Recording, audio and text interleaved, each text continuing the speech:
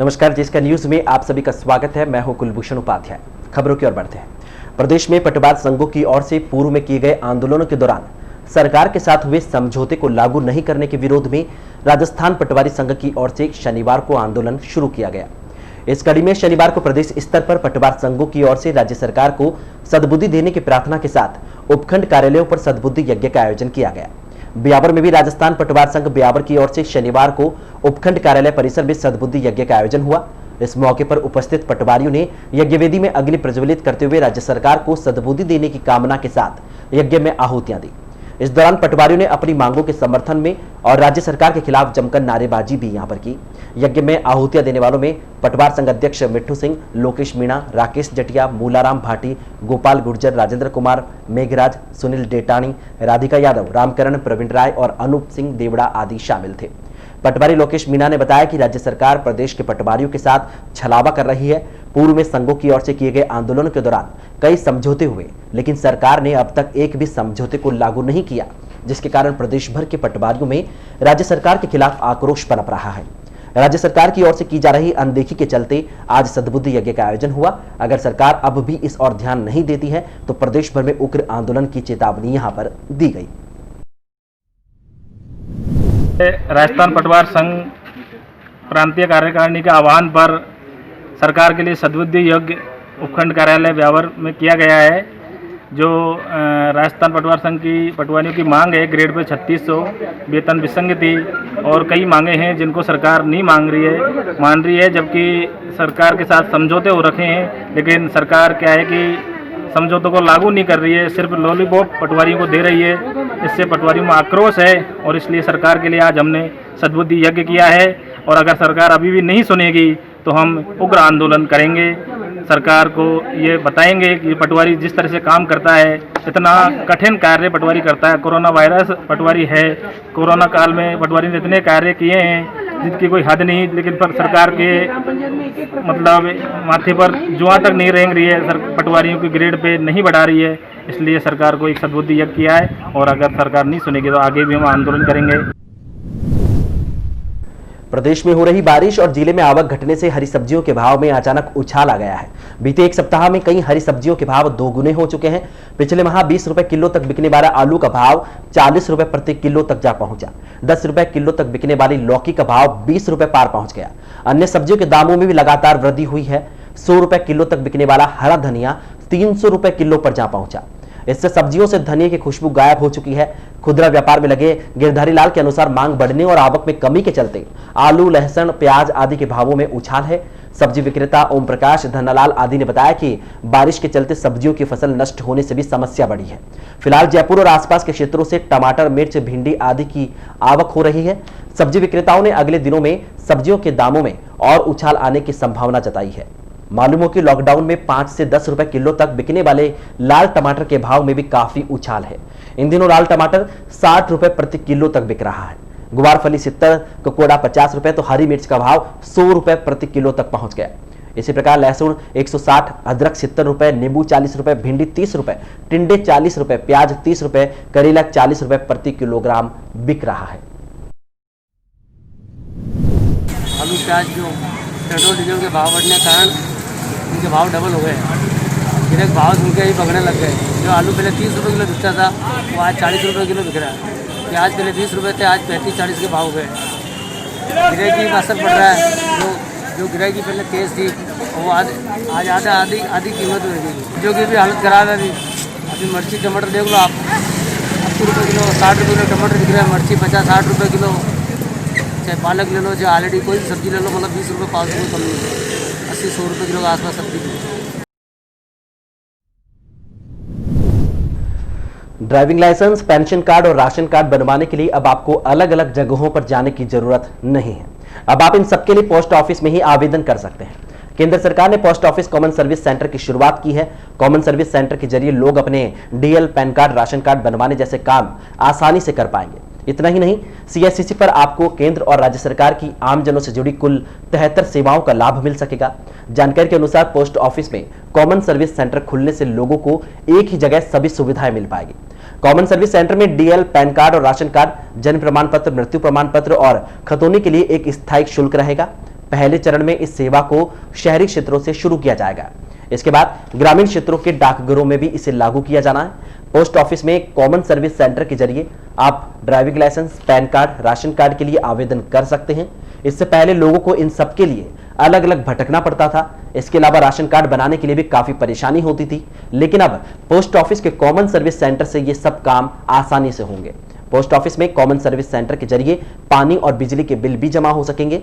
इसके अलावा गैस जैसे यूटिलिटी बिल भी जमा होंगे। साथ ही फास्टैग को भी रिचार्ज कराया जा सकेगा।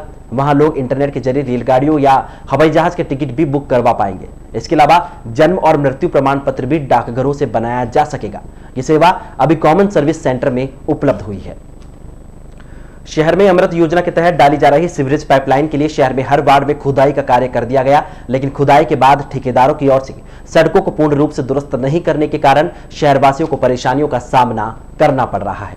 बरसात के बाद तो शहर के हालात ये हैं कि हर तरफ खड्डे ही खड्डे नजर आ रहे हैं और इन खड्डों में भरे पानी के कारण राहगीरों और वाहन चालकों को परेशानियों का सामना करना पड़ रहा है। शहर के वार्ड संख्या 11 के बालाजी की खिड़की क्षेत्र के हालात भी कुछ इस तरह हैं। बरसात के बाद से लेकर अब तक क्षेत्रवासी क्षतिग्रस्त सड़क के कारण परेशान हैं। क्षेत्रवासियों की ओर से वार्ड पार्षद और नगर परिषद प्रशासन को बार बार अवगत करवाने के बाद भी अब तक इसकी सुध नहीं लेने के कारण शनिवार को वार्डवासियों का धैर्य जवाब दिया गया और सभी क्षेत्रवासियों ने एकत्रित होकर नगर परिषद प्रशासन और वार्ड पार्षद के खिलाफ विरोध प्रदर्शन किया।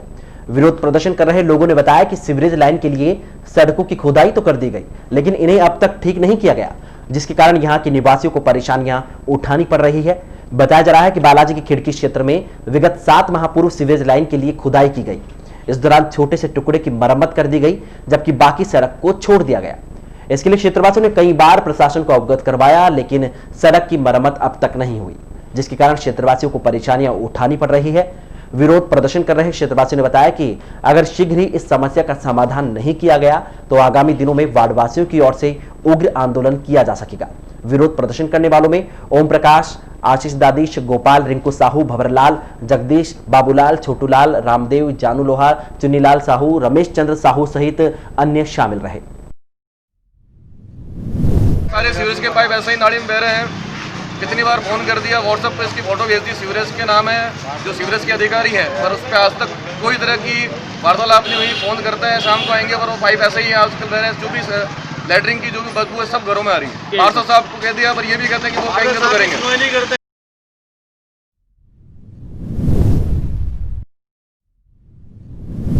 करीब 7-8 महीने से सीवरेज लाइन वालों ने जो ये सीवरेज लाइन डाली है, उसके बाद में इस रोड को है जैसी स्थिति में छोड़ दिया। आए दिन ये हादसे होते हैं, बुजुर्ग बच्चे गिरते हैं और बारिश के बाद में बहुत ज़्यादा हालत ख़राब हो चुकी है इस रोड की। काफ़ी बार शिकायत करने के बावजूद भी मतलब कोई सुनवाई नहीं हो रही है। नगर परिषद भी शिकायत कर चुके हैं, मगर वो भी सुनवाई नहीं करते, और सीवरेज लाइन वालों को भी शिकायत दी, वो भी सुनवाई नहीं करते हैं। आए दिन पब्लिक के यहाँ नुकसान होता है, ठेले उल्टे हो जाते हैं, कोई बुजुर्ग गिर जाता है, उनका फ्रैक्चर हो जाता है। पूरे मोहल्ले वासी इस चौराहे से परेशान हो रखे हैं, कोई भी सुन नहीं रहा है। उधर इस संदर्भ में क्षेत्रीय पार्षद अंगदराम अजमीरा ने बताया कि क्षेत्रवासियों ने समस्याओं से अवगत करवाया है। इसको लेकर नगर परिषद सभापति को अवगत करवा दिया गया है। शीघ्र ही क्षतिग्रस्त सड़क को दुरुस्त करवा दिया जाएगा। आज मेरे वार्ड के अंदर 6-7 महीनों से सीवरेज वालों ने जो खुदाई की, वो काम इतना अटक रखा जो अभी तक 20 बार तो मैंने सीवरेज वालों को बोल दिया, 20 बार चेयरमैन साहब को अवगत करा दिया मैंने, परंतु अभी तक ये काम पूरा नहीं हो रहा है। ये काम पूरा नहीं हो रहा है, अवगत करा रहे। ये काम इतना बरसात के अंदर परेशानी आ रही है लोगों को, ठेले निकलने वाले को, गाड़ियाँ निकलने वाले। ये मेन रोड है सुनारा चौक से सुभाष उद्यान जाना का रास्ता है, और ये रास्ते के अंदर सारे को परेशानी हो रही है। बरसात के अंदर बहुत भारी तकलीफ हुई है, और चेयरमैन साहब को मैंने अवगत कराया 20 बार। और सीवरेज वालों को जब होली से पहले गए थे तो उन्होंने वो काम रोक दिया। तो बाद में 2-3 महीने से मैं 20 बार में विवेक जी को बोला कि भाई काम अतिशीघ्र चालू कर दें। चेयरमैन साहब को भी बोल दें, और सब आश्वासन दे रहे हैं मेरे को। अभी तक कोई मेरे मतलब वार्ड में कोई काम मतलब हो नहीं रहा। कोविड-19 की वजह से जिन परीक्षाओं को स्थगित किया गया था उनकी तारीखों और पेपर पैटर्न को लेकर एमडीएस ने स्थिति स्पष्ट कर दी है। शुक्रवार को जारी एक सूचना में यूनिवर्सिटी से संबंधित जितने भी महाविद्यालय हैं उनमें बीए, बीकॉम, बीएससी और इन सभी संकायों के ऑनर्स की अंतिम साल की परीक्षा हेतु पेपर पैटर्न बताया गया है। प्रश्न पत्र संबंधी निर्देश में समयावधि 3 घंटे से घटाकर 2 घंटे कर दी गई है। शुक्रवार को जारी दिशा निर्देश के मुताबिक अंतिम वर्ष के सभी संकायों के परीक्षार्थियों को परीक्षा पत्र में ऑप्शंस मिलेंगे। पेपर पैटर्न को 3 भागों में बांटा गया है, जिनमें ए भाग में कुल प्रश्नों में से 5, भाग ब में दिए गए सवालों में से 2 का प्रश्न हल करने होंगे। इसी तरह भाग उत्तर देना होगा और भाग स में 1 प्रश्न को हल करना है।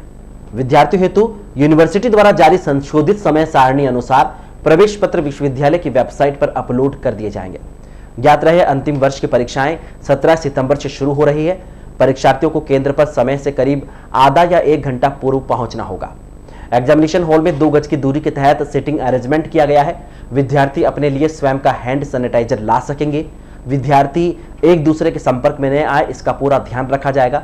एसडी कॉलेज प्राचार्य सुप्रदीप पाठक ने बताया कि बीए, बीएससी, बीकॉम सहित अन्य यूजी फाइनल की परीक्षा की शुरुआत 17 सितंबर से हो रही है, जहां कॉलेज में इस परीक्षा के 3655 विद्यार्थी पंजीकृत हैं।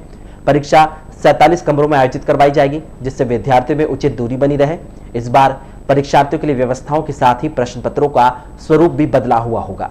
वहीं इस बार विद्यार्थियों को अपने साथ पानी की बोतल, सैनिटाइजर और ग्लव्स लाने आवश्यक है। वहीं सभी कमरों को परीक्षा से पहले सैनिटाइजर किया जाएगा।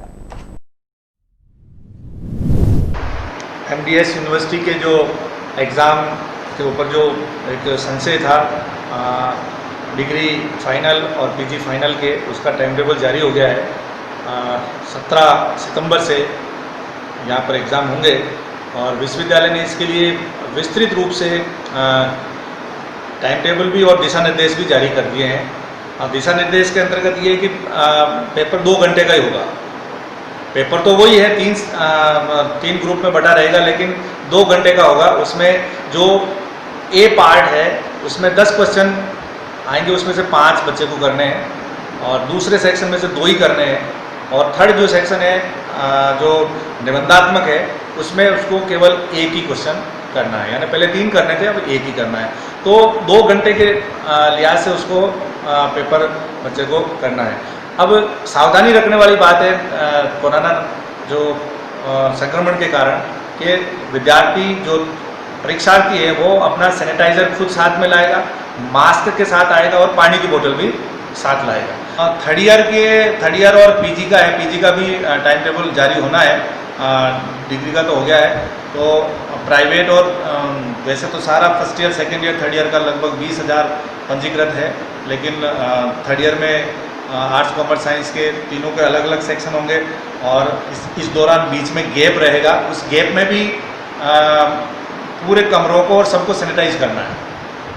तो 2 घंटे का हमारा वो रहेगा। लगभग 1 महीने के अंदर ये परीक्षाएं हमारी खत्म। दीपावली के दौरान पटाखों के अस्थायी लाइसेंस जारी करने के लिए इच्छुक व्यक्तियों से आवेदन आमंत्रित किए गए हैं।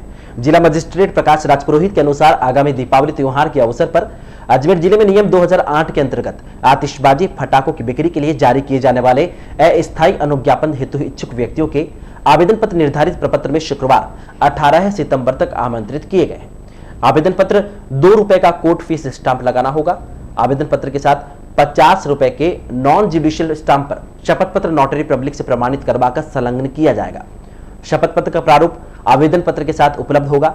आवेदन पत्र 2 प्रतियों में पूर्ण और स्पष्ट रूप से भरकर प्रस्तावित व्यापार स्थल के स्पष्ट साइट प्लान, जिसमें व्यवसाय स्थल के चारों ओर की स्थिति दर्शाई हुई हो, और पूर्ण पता में हस्ताक्षर शुदा और अग्निशमन यंत्र भरा होने की रसीद के साथ प्रस्तुत करना होगा। गत सालों में यदि अस्थायी अनुज्ञा पत्र जारी किया गया हो तो उसकी फोटो प्रतियां संलग्न की जाए।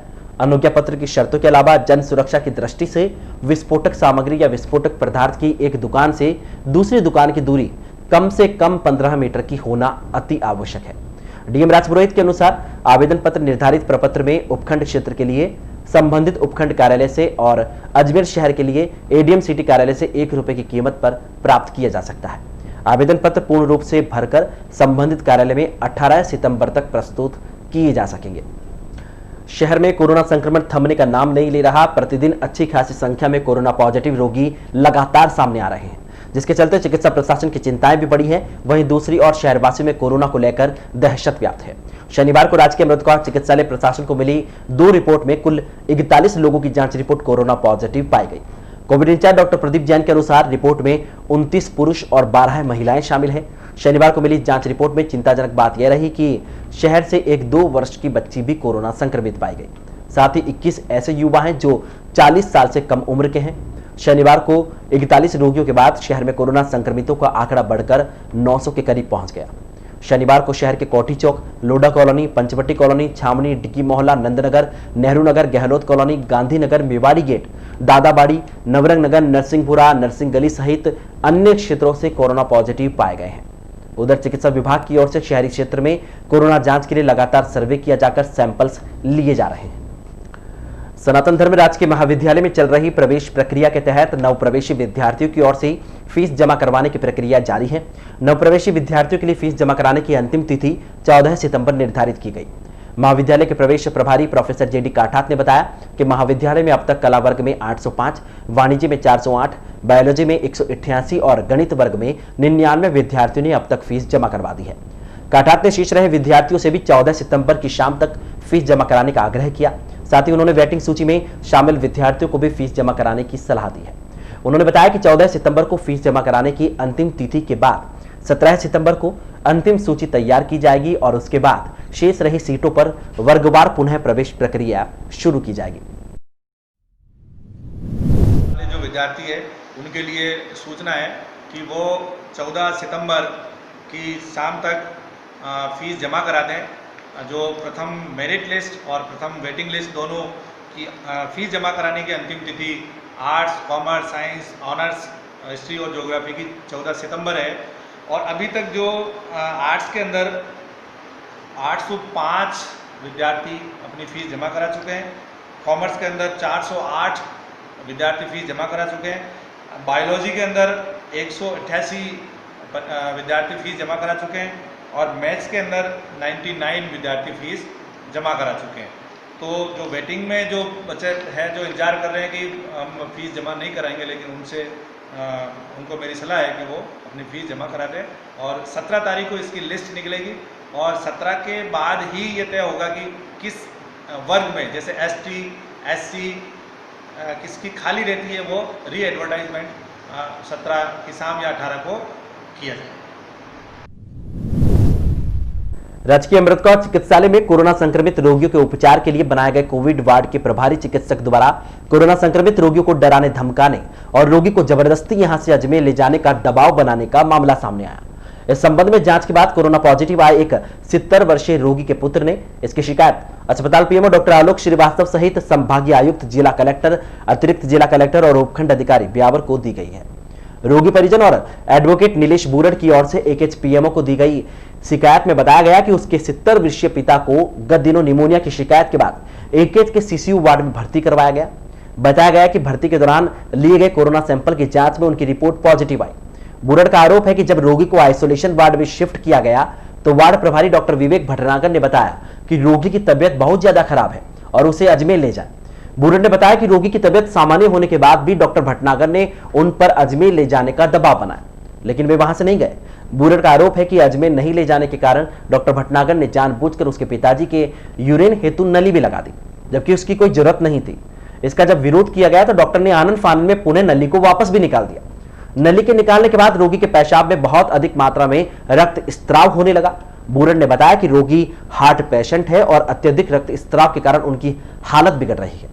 शिकायतकर्ता बूरड़ ने पीएमओ को शिकायत में उसके पिता के साथ की गए इस प्रकार के व्यवहार के कारण उनकी जान जोखिम में डालने का आरोप लगाते हुए डॉक्टर भटनागर के खिलाफ कार्रवाई करने की मांग करने हेतु चेतावनी दी है कि अगर उसके पिता के साथ किसी भी प्रकार की कोई अनहोनी होती है तो उसकी समस्त जिम्मेदारी डॉक्टर भटनागर और AKH प्रशासन की होगी। मेरे पिताजी विमल चंद जी बूरड़ को निमोनिया हुआ था, तो 2 दिन से CCU वार्ड के अंदर भर्ती थे, लेकिन कल जो कोविड के सैंपल लिए उसमें आज सुबह पॉजिटिव पाए गए। पॉजिटिव पाने के बाद में कोविड वार्ड के अंदर शिफ्ट किया गया। तो कोविड वार्ड के जो इंचार्ज है डॉक्टर विवेक भटनागर, जाते ही उन्होंने कहा था इनकी स्थिति बहुत खराब है, आप इन्हें अजमेर ले जाइए करनी। जबकि कोविड वार्ड पूरा खाली पड़ा है। रोज 40-50 पेशेंट ब्यावर में आ रहे हैं और हर मरीज के साथ इस तरह का मैंने पहले सुना था, लेकिन कल मैंने व्यक्तिगत देखा कि किस तरह से बार बार मरीजों को डरा रहे हैं कि आपका मरीज बहुत सीरियस है, आप मरीज को यहाँ ले जाइए। इसी कारण से ब्यावर का कोविड सेंटर पूरा खाली पड़ा है, सारे मरीज बाहर चले गए हैं। लेकिन हम नहीं गए तो जानबूझकर या जो भी है इनका इंटेंशन, मेरे पिताजी के यूरिन में कोई तकलीफ नहीं थी, उन्होंने कहा मैं जाके बाथरूम कर सकता हूँ, ज़बरदस्ती उनकी नली लगा दी और फिर आनंद फानंद में जब मामला बढ़ता हुआ देखा तो हाथों हाथ उस नली को हटा दिया। उसका नतीजा ये हुआ कि उनके यूरिन के अंदर पूरा ब्लड ही ब्लड आ रहा है और वे हार्ट के मरीज हैं। अब उन्होंने उस नली को हटा दिया है। इस तरह से जानबूझ के मरीज को सीरियस कर रहे हैं ताकि ये इनके प्रकरण मरीज ब्यावर से चला जाए और इनके ऊपर कोई बला नहीं आए। इसी वजह से यहाँ पूरा सेंटर खाली पड़ा है। मैंने इस बारे में आरुषि मलिक जी से बात करी है, कलेक्टर साहब से बात करी है, एडिशनल कलेक्टर कैलाश जी से करी है, एसडीएम साहब से भी करी है और रिटर्न के अंदर अभी मैंने पीएमओ को अपनी कंप्लेन भी दी है। किस तरह से यहाँ पूरी धांधली की जा रही है, मरीजों का इलाज नहीं करके उन्हें डराया धमकाया जा रहा है। ब्यावर को जिला बनाने सहित 13 सूत्रीय मांगों को लेकर विधायक शंकर सिंह रावत की ओर से दिया जा रहा धरना शनिवार को जारी रहा। विधायक रावत के धरने को जिले के भाजपा विधायकों और सांसदों का तो समर्थन मिल रहा है, लेकिन ब्यावर शहर में अपनी ही पार्टी के पदाधिकारियों का समर्थन और सहयोग अभी भी अपेक्षित है। शहर के जहां वर्तमान दोनों मंडल अध्यक्षों और पदाधिकारियों ने अब तक धरने से दूरी बना रखी है, वहीं दूसरी ओर अब कांग्रेस पार्टी भी हमलावर मूड में आ गई है। विधायक के रूप में तीसरी पारी खेल रहे विधायक रावत पर सवालों का हमला करते हुए निवर्तमान ब्लॉक कांग्रेस कमेटी के अध्यक्ष सोहन मेवाड़ा ने कहा कि आखिर विधायक रावत को ब्यावर को जिला बनाने हेतु धरना प्रदर्शन की याद कांग्रेस राज में ही क्यों आती है। मेवाड़ा ने कहा कि 3 बार के कार्यकाल में विधायक रावत की एक सभी ऐसी उपलब्धि नहीं है जिसे गिनाया जा सके, तो फिर इस धरने को ड्रामा नहीं कहें तो और क्या कहें, क्योंकि यह सब लोगों को भ्रमित करने के लिए किया जा रहा है। मेवाड़ा ने कहा कि अगर ब्यावर को जिला बनाने के लिए आंदोलन या धरना प्रदर्शन ही करना था तो भाजपा शासन में करते तो जरूर ब्यावर जिला बन जाता। मेवाड़ा ने रावत पर सवालों की झड़ी लगाते हुए पूछा कि कांग्रेस शासन में स्वीकृत मेडिकल कॉलेज ब्यावर के शासन में पाली क्यों चली गई, भाजपा के शासन में ब्यावर में सीएमएचओ ऑफिस अजमेर कैसे गया, कांग्रेस के शासनकाल में श्री सीमेंट की ओर से शुरू हुआ श्री मेगा हाईवे प्रोजेक्ट अब तक क्यों पूरा नहीं हुआ, जबकि 2 बार बीच में भाजपा का बोर्ड और सभापति रहे हैं। अमृत योजना के तहत खोदी जा रही सीवरेज लाइन के बाद शहर की सड़कों का क्या हश्र है, यह किसी से छिपा नहीं। वर्तमान में नगर परिषद में भाजपा का बोर्ड है और सभापति है, जबकि अब तक क्षतिग्रस्त सड़कों को दुरुस्त नहीं किया गया, जिसके कारण आमजन को परेशानियों का सामना करना पड़ रहा है। मेवाड़ा ने विधायक रावत से सवाल करते हुए कहा कि जिला बनाने की मांग को लेकर कांग्रेस जन सीधे ही सीएम से मुलाकात करेंगे और ब्यावर को जिला बनाने की मांग रखेंगे। ब्यावर शहर में ब्यावर के विधायक शंकर सिंह जी रावत 4 दिनों से धरना लगाकर बिना प्रशासन की अनुमति और गैर कानूनी तरीके से धरने पे अपनी नाकामियों को छुपाने के लिए बैठे हैं और जिला बनाओ के गीत गाते हैं। मैं माननीय विधायक साहब से कहना चाहता हूं कि विधायक साहब, अगर आपको जिला बनाना था तो भाजपा के राज में आपके मुख्यमंत्री थे, आपके प्रधानमंत्री थे, आपकी नगर परिषद में चेयरपर्सन थी, तब आपने जिला क्यों नहीं बनाया। इस बात पे हम सख्त नाराज हैं कि जब जब कांग्रेस का राज आता है तब विधायक महोदय जिले को लेकर एक ड्रामा करते हैं, नौटंकी करते हैं और जो संगठन में जो इनका बिखराव है, उन बिखराव से ध्यान हटाने के लिए इस प्रकार ब्यावर शहर और ग्रामीण लोगों को मूर्ख बना रहे हैं। शंकर सिंह जी से आग्रह है कि आप शहर की जो मूलभूत समस्याएं हैं, आपके नगर परिषद का आपका बोर्ड है, सीवरेज से पूरा ब्यावर शहर खुदा पड़ा है, पहले उसको दुरुस्त कराएं। मेडिकल कॉलेज की बात करें तो मेडिकल कॉलेज ब्यावर में स्वीकृत हो चुकी थी पिछले बार, लेकिन इनकी विधायक महोदय की नाकामी की वजह से वो ब्यावर शहर से पाली चली गई। ये इनकी नाकामी है। इन्हीं के राज के अंदर सीएमएचओ ऑफिस ब्यावर में हुआ करता था, भाजपा के राज में ब्यावर से अजमेर चला गया, वो इनकी नाकामियां रही। श्री मेगा जो हाईवे रोड 13 करोड़ रुपए की श्री सीमेंट से डॉक्टर मुकेश मौर्य ने सभापति रहते हुए इसको स्वीकृत कराई, वो अधूरा पड़ा है, जो कि सतपुलिया से अजगर बाबा के थान और आशापुरा माता तक बढ़ने वाली थी, उस पर बिल्कुल ध्यान नहीं दे रहे हैं। अपनी नाकामियों को छुपाने के लिए केवल इस प्रकार का ड्रामा कर ब्यावर शहर के लोगों को मूर्ख बना रहे हैं, उनको भ्रमित कर रहे हैं। मेरा उनसे पुनः आग्रह है कि वो इस प्रकार की ड्रामेबाजी कर शहर के जनहित के अंदर मुद्दे उठाकर उनको राहत पहुंचावें। जय हिंद, जय भारत। उधर शहर के विभिन्न संगठनों ने धरना स्थल पर पहुंचकर विधायक रावत का समर्थन दिया है। शनिवार को अपने उद्बोधन में रावत ने अपनी मांगों को दोहराते हुए कहा कि उन्होंने ब्यावर को जिला बनाने की मांग उठाई है तो वे इसे जिला बनाकर ही मानेंगे, चाहे इसके लिए उन्हें कुछ भी करना पड़े। शनिवार को सरपंच संघ अध्यक्ष पदम सिंह सुहावा, धर्मेंद्र सिंह भाटी, प्रवीण सिंह कोटड़ा, जय सिंह, कमल सिंह काबरा, भवर सिंह और शहाबुद्दीन काठात विधायक रावत के समर्थन में धरने पर बैठे। विधायक रावत और अन्य पदाधिकारियों ने सभी को माला पहनाकर धरने पर बैठाया। ब्यावर शहर में ब्यावर क्षेत्र के सारे जनप्रतिनिधि और भारतीय जनता पार्टी के पदाधिकारी कार्यकर्ता के द्वारा आज तीसरा दिन धरना जारी है। वो अनिश्चित काल के लिए है और धरना देने से पहले राजस्थान सरकार के मुखिया माननीय मुख्यमंत्री महोदय अशोक जी गहलोत साहब के सामने जाकर के जो हमारे 13 सूत्री मांगों का ज्ञापन दिया था, उस ज्ञापन को वो ज्ञापन है जिसके अंदर पिछली विधानसभा कार्यकाल के अंदर जो ब्यावर में विकास कार्यों के लिए बजट पास हुआ था, इस प्रकार अनेकों कार्य हैं जिसका बजट स्वीकृत हुआ और टेंडर नहीं हुआ और कैंसिल कर दिया गया। इस वजह से ये धरना दिया जा रहा है। उन बजट को भी कैंसिल कर दिया गया और साथ में ब्यावर जिले के लिए ब्यावर की एक जिला बनाओ कमेटी बना करके और कमेटी की रिपोर्ट भी आने के बाद भी रिपोर्ट सरकार ने अभी तक ओपन नहीं की है कि क्या रिपोर्ट आई है। सदर थाना पुलिस ने अंधेरी देवरी निवासी और पुखराज उर्फ कॉलेज हत्याकांड की तफ्तीश करते हुए हत्याकांड के आरोपी विधि विरुद्ध संघर्षरत बालक की हौसला अफजाई करने वाले और हत्या में प्रयुक्त बंदूक अपने पास रखने वाले एक आरोपी को गिरफ्तार करने में सफलता हासिल की है। गिरफ्तार आरोपी नुंद्री मालदेव निवासी नरेंद्र उर्फ रावण राजपुत्र पूनम सिंह रावत बताया जा रहा है, जो कि हत्याकांड के बाद से ही फरार चल रहा था। सदर थानाधिकारी सुरेंद्र सिंह जोधा के अनुसार कॉलेज हत्याकांड के बाद पुलिस ने कॉलेज हत्याकांड को अंजाम देने में अज्ञात बदमाशों का हाथ रहने के विषय को ध्यान में रखते हुए जांच को दायरा बढ़ाया और जांच के दौरान यह भी सामने आया कि नुंद्री मालदेव निवासी नरेंद्र और कॉलेज के बीच में विवाद चल रहा था। विवाद के चलते एक बार कॉलेज ने नरेंद्र के साथ मारपीट करते हुए उसका वीडियो बनाकर नरेंद्र को नीचा दिखाने के लिए उसके दोस्तों के व्हाट्सएप ग्रुपों में शेयर किया था, जिसके बाद से ही दोनों एक दूसरे को दखल देने की धमकियां देने लगे हैं। और जांच में यह भी सामने आया कि नरेंद्र को विधि विरुद्ध संघर्षरत बालक के दादा के साथ हुई मारपीट और उसके बाद बालक द्वारा कॉलेज को जान से मारने की भावना की जानकारी थी। इसी बात का फायदा उठाते हुए नरेंद्र ने बालक को उकसाना और उसकी हौसला अफजाई करना शुरू किया ताकि कॉलेज को रास्ते से साफ किया जा सके। थानाधिकारी जोधा के अनुसार इसी मकसद को मजबूत करने के लिए नरेंद्र ने 5 सितंबर की रात को विधि विरुद्ध संघर्षरत बालकों को अपने दोस्त को जन्मदिन की पार्टी में लेकर गया, जहां पर स्वयं ने भी बियर पी और विधि विरुद्ध संघर्षरत बालक को भी बियर पिलाई। इसके बाद नरेंद्र सिंह उर्फ रावण राज द्वारा बालक को मानसिक रूप से तैयार कर पुखराज उर्फ कॉलेज की हत्या करने के लिए अंधेरी देवरी भेजा था। जानकारी मिली कि हत्या के बाद दोनों बालकों ने हत्या में प्रयुक्त हथियार भी नरेंद्र सिंह को सौंप दिया था। थानाधिकारी जोधा के अनुसार पुलिस अनुसंधान जारी है और गिरफ्तार आरोपी से कड़ाई से पूछताछ की जा रही है ताकि हत्याकांड के तथ्य भी सामने आ सके। पुलिस हत्या में प्रयुक्त हथियार भी बरामद करने का प्रयास कर रही है। नरेंद्र सिंह उर्फ रावण राज को गिरफ्तार करने वाली पुलिस टीम में थानाधिकारी सुरेंद्र सिंह जोधा, सहायक उपनिरीक्षक मानकचंद, बाबूलाल, कांस्टेबल शेर सिंह, मोहित देशराज, गोपीराम, बलवीर, रामाकिशन, राजूराम और ब्यावर सिटी थाने से भगवान सिंह और भवानी सिंह आदि शामिल थे। जिला पुलिस कप्तान कुंवर राष्ट्रदीप की ओर से अवैध शराब की तस्करी की रोकथाम के लिए चलाए जा रहे अभियान के तहत सदर थाना पुलिस ने कार्रवाई करते हुए 20 लाख की अवैध शराब से भरा ट्रक जब्त किया है।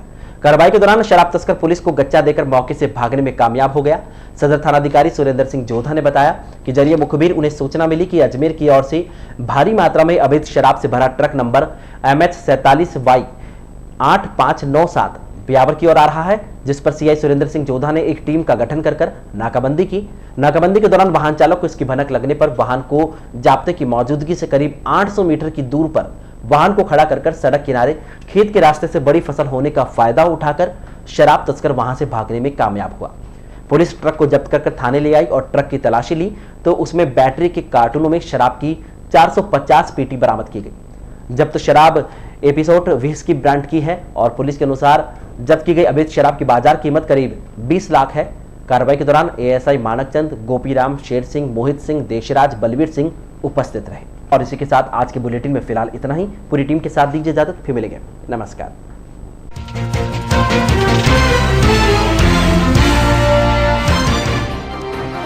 सीवरेज खुदाई के बाद अधूरे सड़क निर्माण से आमजन को हो रही परेशानियां, बालाजी की खिड़की के निवासियों ने किया विरोध प्रदर्शन।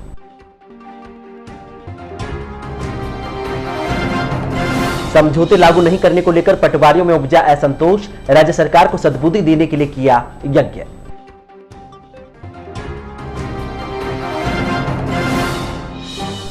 कोविड वार्ड प्रभारी पर कोरोना संक्रमितों को डराने धमकाने का लगा आरोप, रोगी के परिजन ने दी पीएमओ को लिखित शिकायत।